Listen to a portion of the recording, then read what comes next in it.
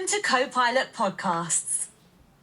Today we are breaking down the Cleves Income Tax Ordinance, what it actually says, who it applies to, what income is protected, and what the real consequences are if you ignore it. By the end of this episode, you will know whether this tax applies to you, what you are legally required to do, and what happens if you don't. I've got someone here who has gone through this ordinance line by line, and we are going to make this as clear as it can possibly be.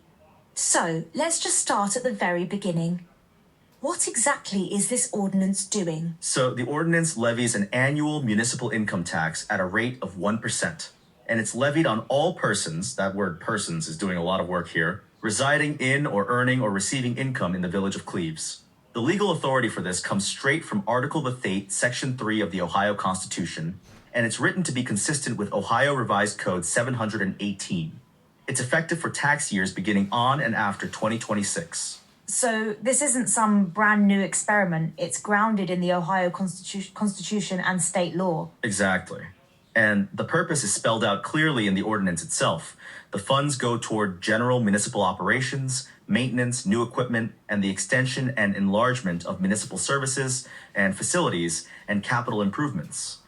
The ordinance calls this supplementing the overall mission statement of Cleves. So when you pay this tax, you are literally funding the day-to-day functioning of your village. Okay, so who actually has to pay this? Because I think a lot of people assume it's just, people who live there. That's a really common assumption, and it's only half right. The ordinance covers two groups. First, residents, meaning anyone domiciled in Cleves. For residents, the tax applies to all income from whatever source, earned or received. That includes wages, salaries, commissions, net profits from a business, and even the residents' share of net profits from pass-through entities they own. Second, non-residents, meaning people who don't live in Cleves, but who earn income there. For non-residents, the tax applies only to income earned for work done, services performed, or activities conducted within the village. So if I commute into Cleves for work, but I live in, say, Cincinnati, I'm still on the hook for that 1% on what I earn while I'm working in Cleves. That's right. And there's actually a specific rule in the ordinance about that, the so-called occasional entrant provision. If you perform services in Cleves on 20 or fewer days in a calendar year, your employer generally doesn't have to withhold Cleves income tax on those wages. But once you cross that 20-day threshold, withholding kicks in for every subsequent day. 20 days. That's less than a month of work days. So if you're a contractor or a consultant who rotates through Cleves regularly, you could hit that threshold faster than you think. Absolutely. And the ordinance is very specific about how you count those days. Time spent traveling to your first work location of the day, traveling between locations, and traveling home from your last delivery or pickup, all of that counts as time at your principal place of work, not in Cleves. So it's not just about physical presence in the village, it's about where you're actually performing services. Okay, let's talk about what's not taxed, because I think this is where people are going to be really surprised. The exemption list in this ordinance is actually pretty substantial. It really is. The ordinance defines exempt income, and it covers a wide range of things. Military pay and allowances for members of the armed forces and their reserve components, fully exempt. Social security benefits, railroad retirement benefits, unemployment compensation, pensions, retirement benefit payments, payments from annuities, all exempt. Disability payments from private industry, local, state, or federal governments, or from charitable, religious, or educational organizations, exempt. Alimony and child support received, exempt. Compensation for personal injuries or property damage from insurance, exempt.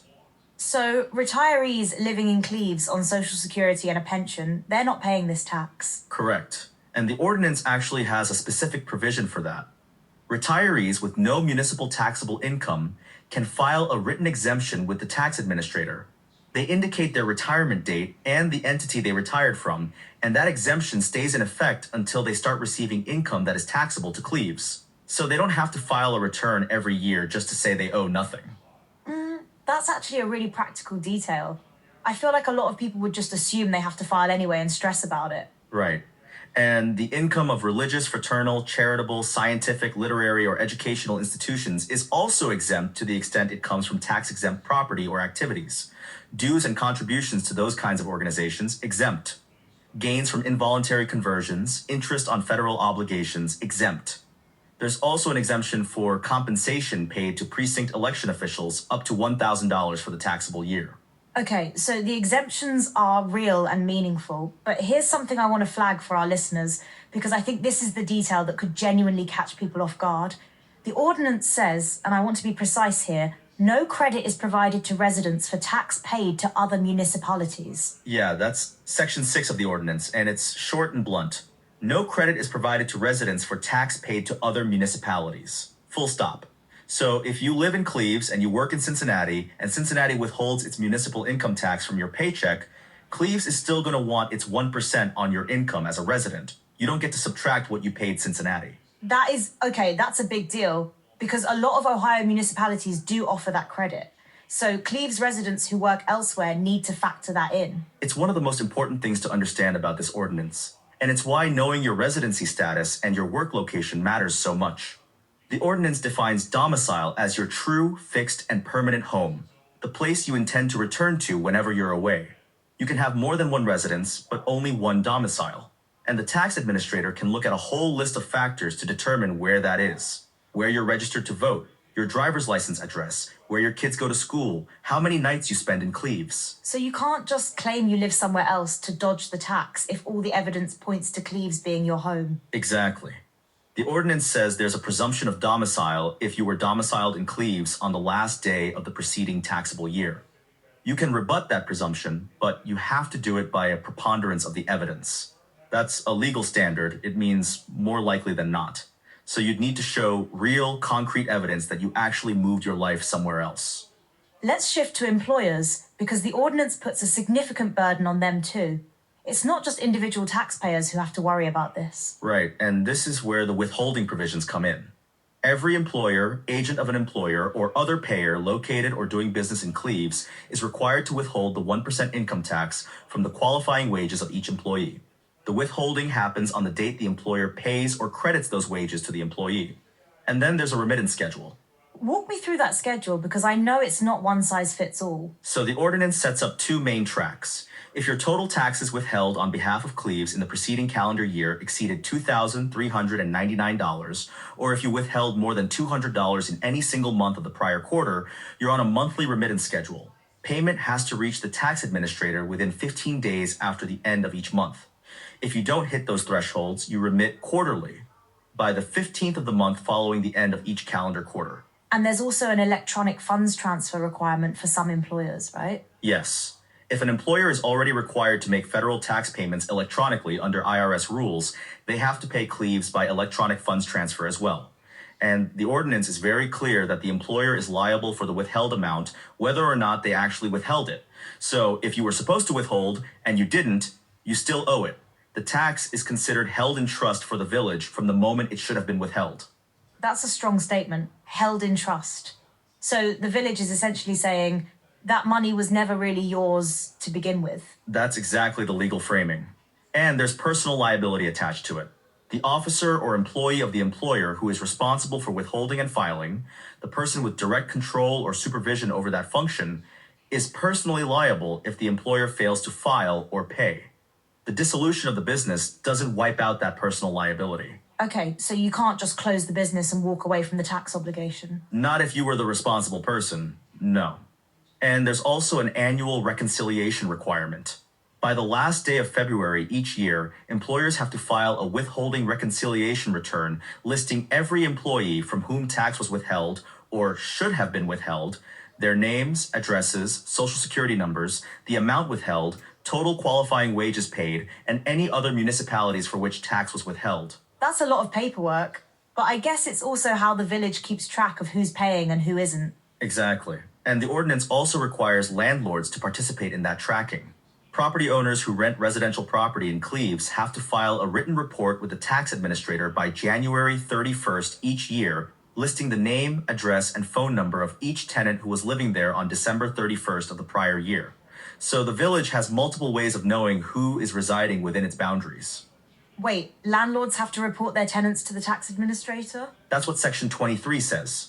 And if a landlord fails to file that report, makes an incomplete or false report, or refuses to cooperate with the tax administrator's inquiries, they're subject to the penalty provisions in Section 99 of the ordinance.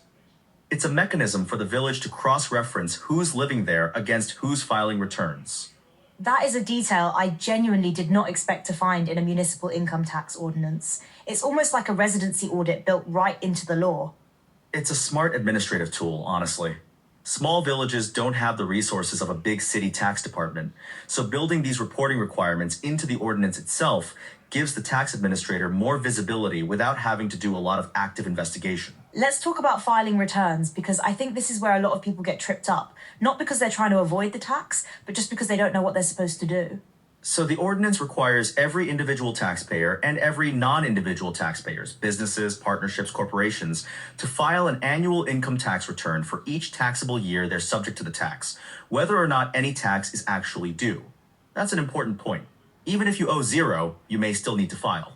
Unless you're a retiree who filed that written exemption. Right, that's the exception. For individual returns, the due date mirrors the state income tax return deadline under Ohio Revised Code 574708. For businesses that aren't individuals, the return is due by the 15th day of the fourth month after the end of the taxable year. And if you've gotten a federal extension, you automatically get an extension for Cleves too. The extended due date is the 15th day of the 10th month after the last day of the taxable year. And you can also file through the Ohio Business Gateway, which is the state's online system. Yes, Section 5 of the ordinance specifically allows taxpayers with net profit from a business to file returns and make payments through the Ohio Business Gateway. Employers can also report withheld amounts and remit through that system.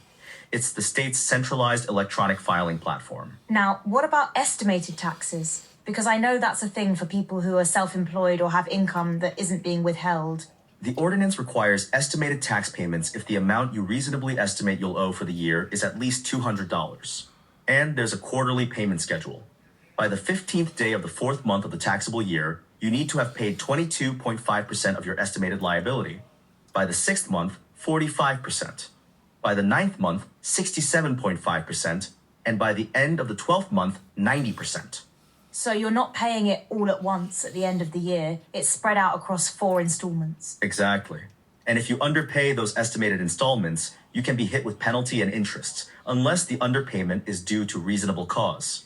The ordinance gives you a safe harbor if your estimated payments equal at least 90% of your current year liability, or at least 100% of what you owed the prior year, you won't face the underpayment penalty. Okay, let's get into the consequences, because I think this is where people need to really pay attention. What happens if you don't file, don't pay, or try to game the system? The ordinance lays out a tiered penalty structure. On unpaid income tax and unpaid estimated income tax, the village may impose a penalty equal to 15% of the amount not timely paid. On unpaid withholding tax, so if you're an employer who didn't remit what you withheld, the penalty jumps to 50%. That's a significant number. 50%. So if you withheld $10,000 from your employees and didn't send it to Cleves, you could owe an additional $5,000 in penalties on top of the original amount. That's right. And then there's the late filing penalty, $25 for each month or fraction of a month that a return remains unfiled, capped at $150 per return. Plus interest, which is calculated at the federal short-term rate rounded to the nearest whole percent, plus 5%. The village publishes that rate by October 31st each year for the following calendar year. And then there's the criminal side of this, which I don't think people expect from a local income tax. Section 99 of the ordinance covers violations and penalties. Failing to remit withheld income taxes. So if you're an employer who collected the tax from employees and then just kept it, that's a misdemeanor of the first degree. You're looking at a fine of up to $1,000, imprisonment for up to 6 months, or both. And if the violator is a village employee or official, they can be discharged from employment or dismissed from office. And disclosing confidential tax information is even more serious. That's a felony of the 5th degree under the ordinance. Fine of up to $5,000 plus prosecution costs, or imprisonment for up to 5 years, or both. The ordinance treats tax information as strictly confidential. It can only be shared with the IRS, the Ohio Tax Commissioner, or tax administrators of other municipalities, and only in the course of official duties. So the village is also protecting taxpayers' information, not just collecting their money. That's a fair way to put it. And the ordinance also gives taxpayers meaningful rights. If you get an assessment, which the ordinance defines very specifically as a written finding that you've underpaid, with the word assessment in all capital letters at the top, You have 60 days to appeal it to the Board of Tax Review. Tell me about that Board of Tax Review, because I think that's an important safeguard that people don't know exists. The Board of Tax Review is a 3-member body. 2 members are appointed by the village's legislative authority, and they cannot be village employees, elected officials, or contractors, and they can't have been any of those things in the 5 years before their appointment. The 3rd member is appointed by the top administrative official of the village and can be a village employee, but not the director of finance, the tax administrator, or anyone directly involved in tax matters. So there's a real independence requirement built into the board's composition. Exactly.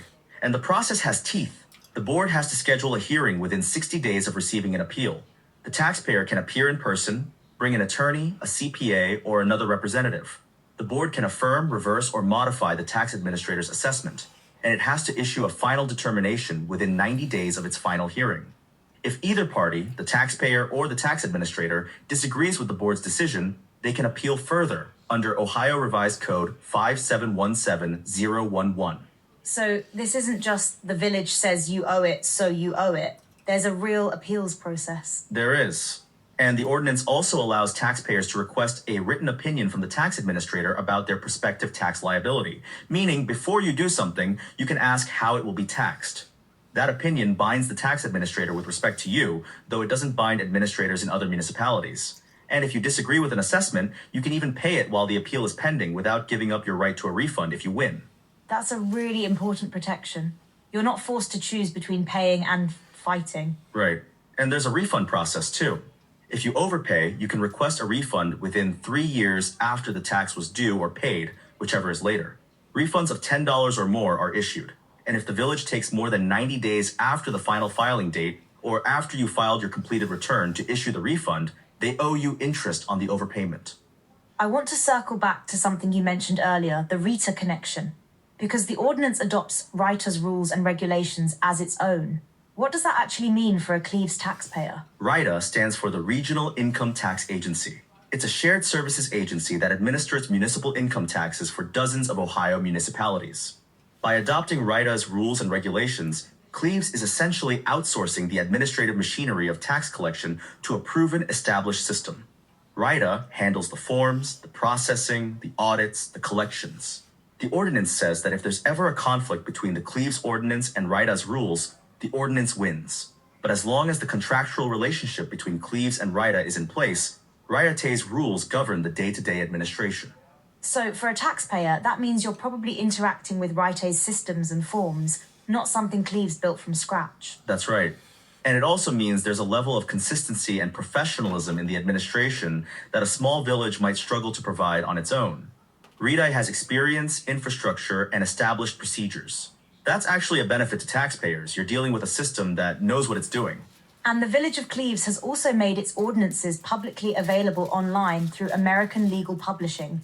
So anyone can look this up. Yes, the village has partnered with American Legal Publishing to codify all local ordinances into the Cleves Code of Ordinances, which is accessible online. The 2026 supplement is current through Ordinance 3, 2026, passed February 11th, 2026. So this isn't buried in a filing cabinet somewhere, it's publicly available. The ordinance itself also requires that any rules adopted under it be published and posted on the internet. Transparency built right into the law. I like that. Okay, let's talk about businesses specifically, because the ordinance has a whole section on how net profit from a business operating both inside and outside Cleves gets allocated. This is the apportionment section, and it's relevant for any business that isn't operating exclusively within Cleves. The ordinance uses a 3-factor formula to figure out what portion of a business's net profit has a taxable connection to Cleves. The 3 factors are the average original cost of real and tangible personal property owned or used in Cleves versus everywhere, wages, salaries, and compensation paid to employees for services performed in Cleves versus everywhere, and total gross receipts from sales and services performed in Cleves versus everywhere. So it's not just did you do any business in Cleves, it's a proportional calculation based on property, payroll, and receipts. Exactly. And if that formula doesn't fairly represent the extent of a business's activity in Cleves, either the taxpayer or the tax administrator can request an alternative apportionment method. That could involve separate accounting, excluding one of the factors, adding additional factors, or modifying the existing ones. The taxpayer has to make that request in writing with their tax return or an appeal. So there's flexibility built in for unusual situations. There is. And for real estate specifically, if you're a Cleves resident who owns rental property, the net profit from that rental is subject to Cleves tax only if the property is located in Cleves or if you, as the owner, are a Cleves resident. And the ordinance allows you to elect separate accounting for that income if the property is in a different municipality. What about gambling winnings? Because I know that's in the ordinance and it's not something most people think about in the context of a local income tax.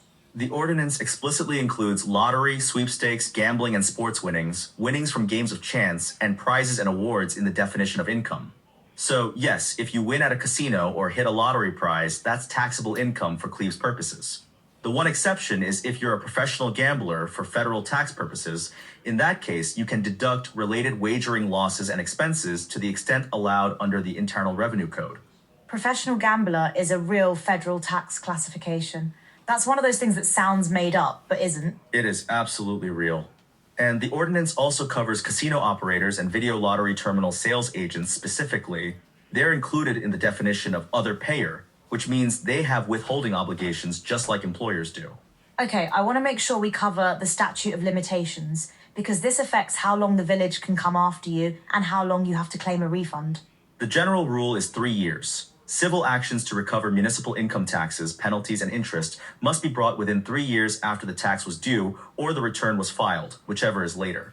But there's an important exception. In cases of fraud, failure to file a return, or omitting 25% or more of income that should have been reported, the window extends to 6 years for criminal prosecutions. So if you just forget to file, you've got a 3-year exposure. But if you're actively hiding income, that doubles. That's the right way to think about it. And the 3-year window can also be extended by mutual written agreement between the tax administrator and the taxpayer. That sometimes happens during an audit when both sides need more time to work through the numbers. Let's talk about audits for a second, because the ordinance has a whole section on taxpayer rights during an audit that I think is worth highlighting. Section 13 is actually pretty protective of taxpayers. Before an audit begins, the tax administrator has to provide a written description of both parties' roles and a statement of the taxpayer's rights, including the right to a refund if there's an overpayment. Audits have to be conducted during regular business hours with reasonable notice, except in cases involving suspected criminal activity. And the taxpayer has the right to be assisted or represented by an attorney, accountant, bookkeeper, or other tax practitioner at every stage. And you can actually record the audit. Yes, the ordinance explicitly says a taxpayer may record, electronically or otherwise, the audit examination. And if the tax administrator fails to substantially comply with the audit procedures, the tax administrator shall excuse the taxpayer from penalties and interest upon the taxpayer's application. So there are real consequences for the village if it doesn't follow its own rules. That's a meaningful protection. It's not just here are your rights on paper. There's an actual remedy if those rights are violated. Exactly. And the tax administrator also has broad authority on the other side, the right to inspect books and records, examine persons under oath, issue subpoenas, take depositions, and apply to a court for attachment proceedings. So it's a balanced system. The village has real enforcement power, but taxpayers have real procedural protections. One more thing I want to make sure we cover, the savings clause. Because the ordinance has a provision that says if any part of it is found unconstitutional or invalid, that doesn't take down the whole thing. Right, Section 24 is the savings clause. It says that if any sentence, clause, section, or part of the ordinance is found unconstitutional, illegal, or invalid, that finding only affects that specific part. The rest of the ordinance remains in full force. And the ordinance also has a collection continuity provision. Section 25 says the ordinance continues in effect for collection purposes even after it's repealed, until all taxes levied under it are fully paid and all suits and prosecutions are concluded. So even if the village ever decided to repeal this ordinance, you'd still owe whatever you owed under it while it was in effect. That's the legal reality. Tax obligations don't evaporate just because the law that created them is later changed or repealed. The ordinance is designed to make sure the village can collect what it's owed, regardless of what happens legislatively down the road.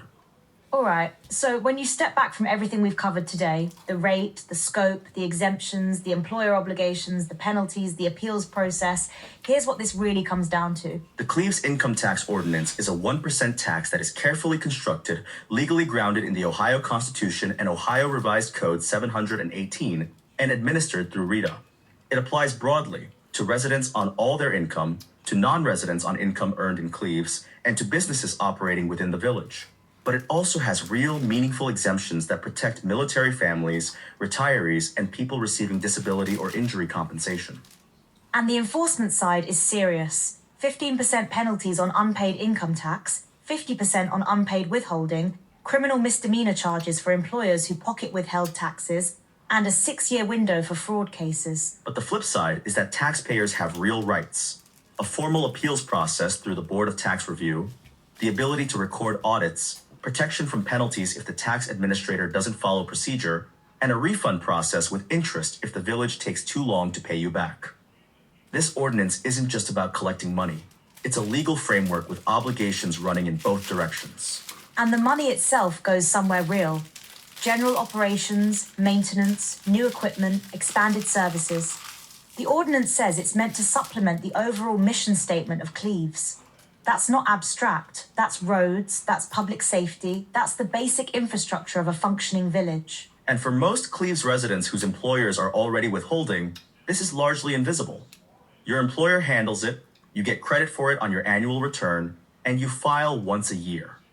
The people who need to pay the most attention are the self-employed, the people who work in multiple municipalities, the landlords, and the business owners who are doing their own payroll. If you are any of those people, the action items are clear. Check whether your employer is withholding. If you're self-employed and you expect to owe $200 or more, start making estimated quarterly payments. If you're a landlord, file that tenant report by January 31st.